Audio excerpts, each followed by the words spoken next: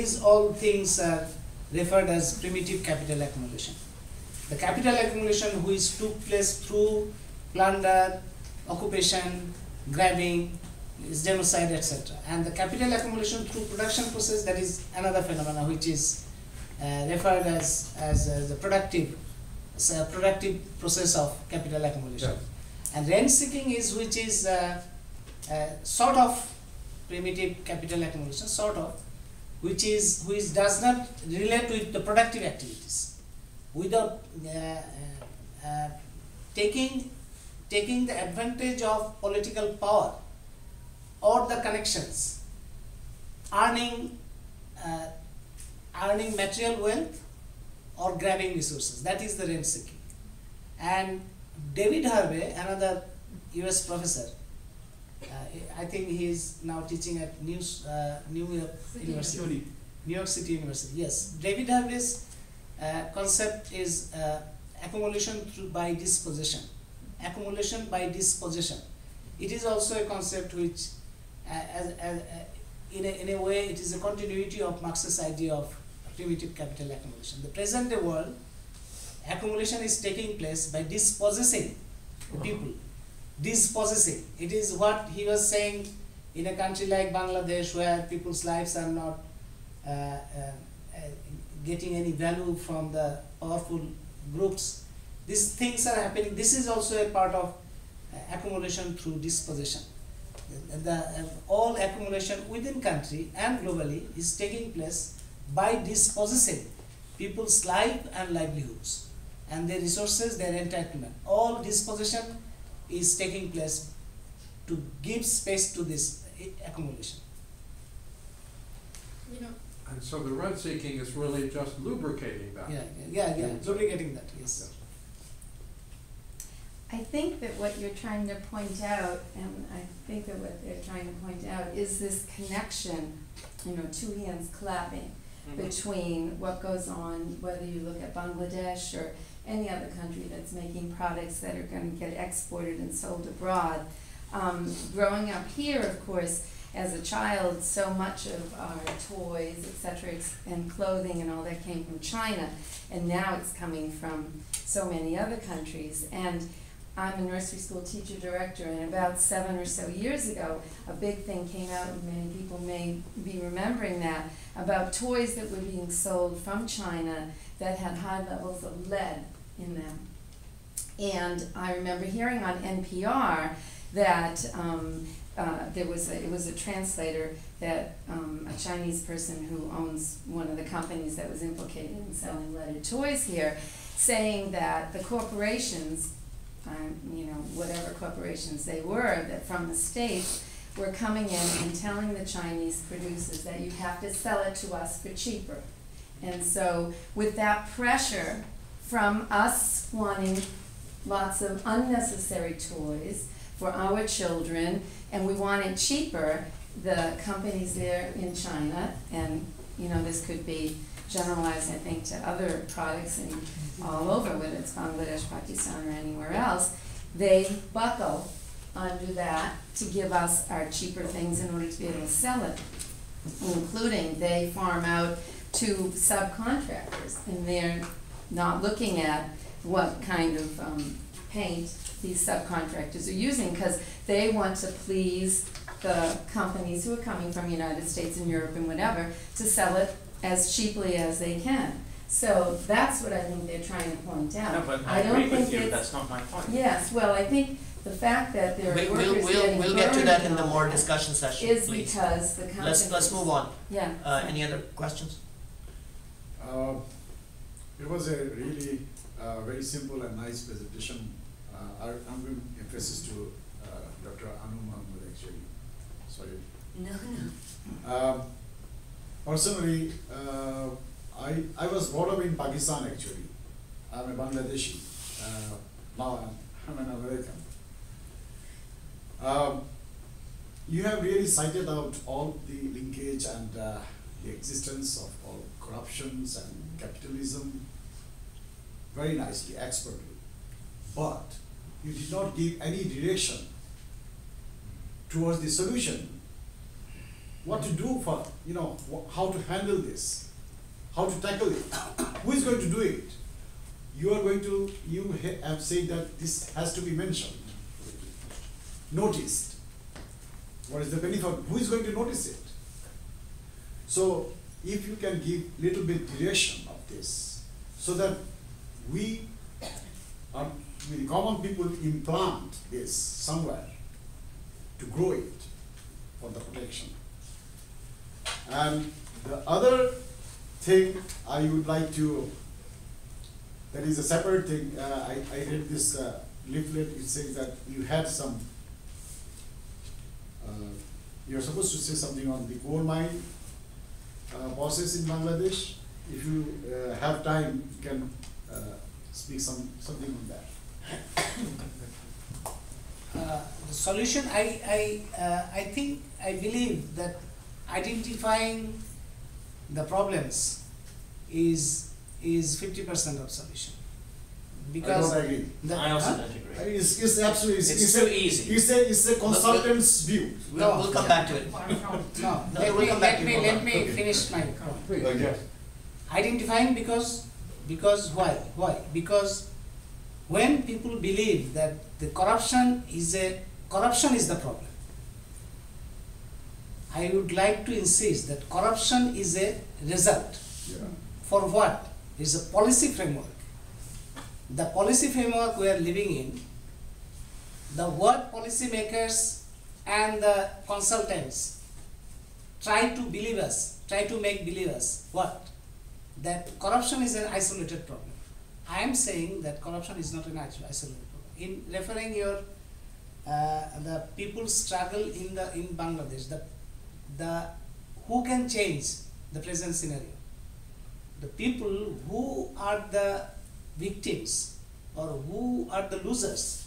Yeah. If they are capable of understanding the linkage of the problems, then only they can solve it. The beneficiaries of this problem, beneficiaries of this policy framework will not change this scenario. We cannot solve this problem by roundtable conference, taking all corrupt and beneficiaries of all these policymakers.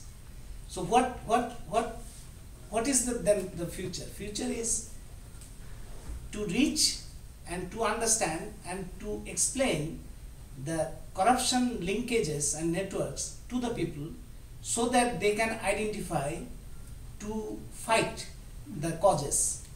For example, natural resources in Bangladesh, the gas resources, coal resources, what you are referring to. There was a model for the multinational corporations, very ideal model. There are countries in Africa, especially Nigeria. This is a Nigerian model, we know about that. This is Joseph Stiglitz recently said that this is a resource curse model. The resource abundance in countries like these peripheral countries make these resources a curse. Because of this resource, they have to face militarization, they have to face conflict, they have to face bombs, they have to face all sort of corrupt ruling and all these sort of aggression, grabbing and bad deals. So in order to get rid of all these things, what only people can change it. And in Bangladesh, I can say that in the last 10 to 12 years, the people's movement to deal with these issues on natural gas and coal mining, etc. People had made the difference. Their struggles, their understanding, their realization of their own resources.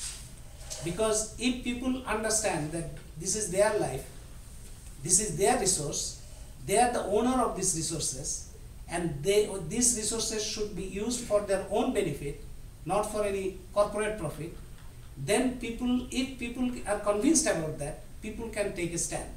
And this people's struggle made the difference between Nigeria and Bangladesh.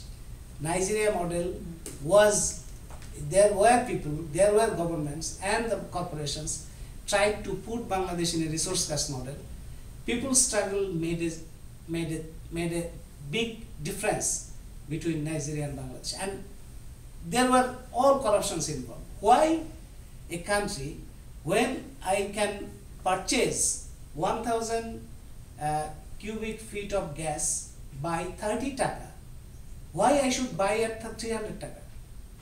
This is not at all commonsensical. Any primary school student will say that this is not at all rational.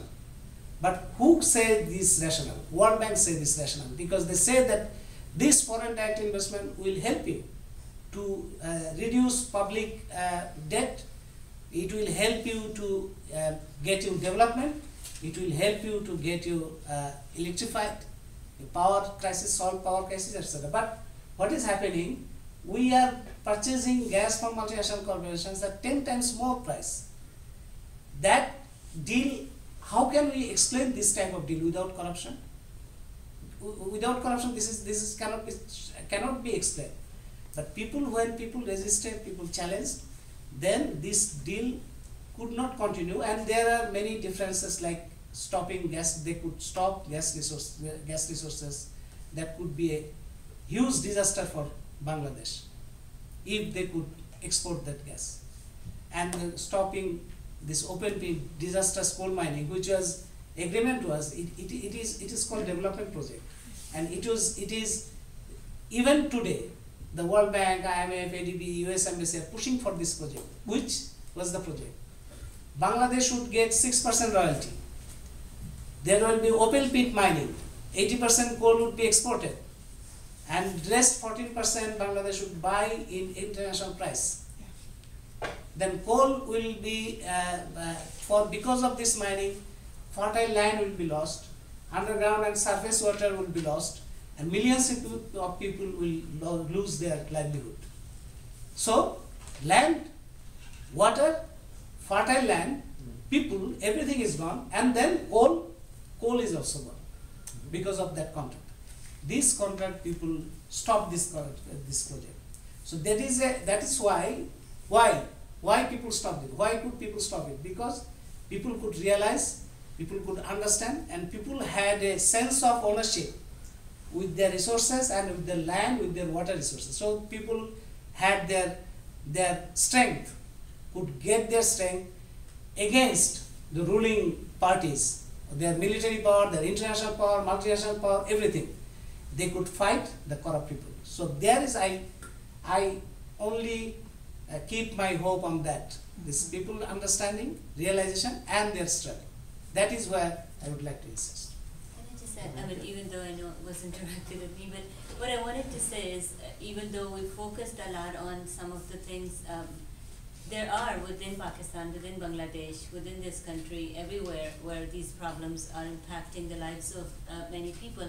There are many movements and many successful incidents of fighting, and as Dr. Mohammad was saying, fighting back and keeping these multinational corporations out or limiting their access to things. So it's, even though with that kind of power and that kind of capital, it's difficult to fight back from grassroots. That is happening, and that is certainly, taking it sort of more globally.